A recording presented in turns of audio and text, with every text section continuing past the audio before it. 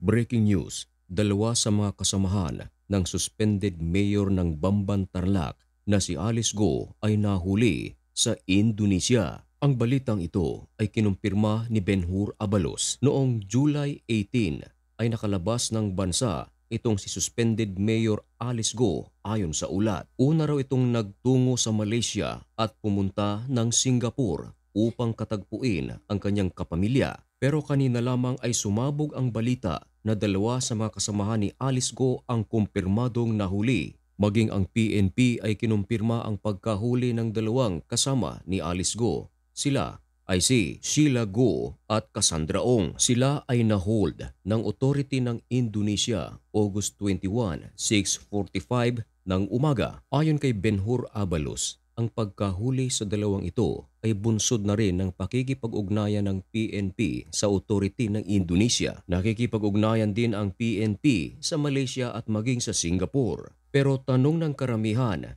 bakit ang dalawang kasamahan lamang ni Alice Go ang nahuli? Bakit hindi nahuli si Alice Go? Kinakailangan daw na mapanagot si Alice Go sa kanyang kasalanan sa Pilipinas dahil nagsinungaling daw ito at tila pinaglalaruan ang gobyerno ng Pilipinas at pinagluloko din daw ang Senado. Ang dalawang kasamahan ni Alice Go ay hinuli sa bisa ng pending warrant of arrest. Nag-request ang PNP na kansilahin ang mga passport ng naturang mga taong ito. Ayon sa PNP, isa sa mga basihan ng kanilang pag-request ng pagkansila ng kanilang mga passport ay ang kanilang mga pending case dito sa Pilipinas. Isa pa sa mga dahilan kung bakit kinakailangang kansilahin ang kanilang mga pasaporte, tinatawag kasi silang fugitive in justice. Pinaiimbestigahan din ni Benhur Abalos kung ano nga bang mga petsa talaga nakaalis ng bansa ang mga taong ito at kung nakaalis sila ng bansa at meron silang pending case, lalo na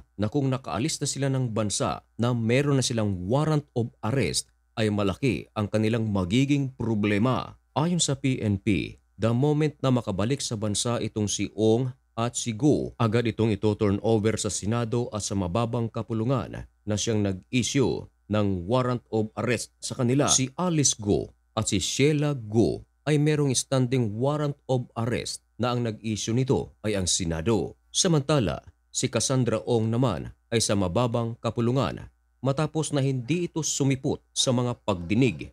Kaugnay ito sa ni-raid na pogo sa Tarlac. Ayon naman kay Risa Hontiveros na ang mga passport nila ni Alice Go, Sheila Go at ni Cassandra Ong ay naiulat na sa Department of Foreign Affairs sa Interpol. Nasa Interpol na raw kung ano ang kanilang gagawin kaugnay sa mga information na ito.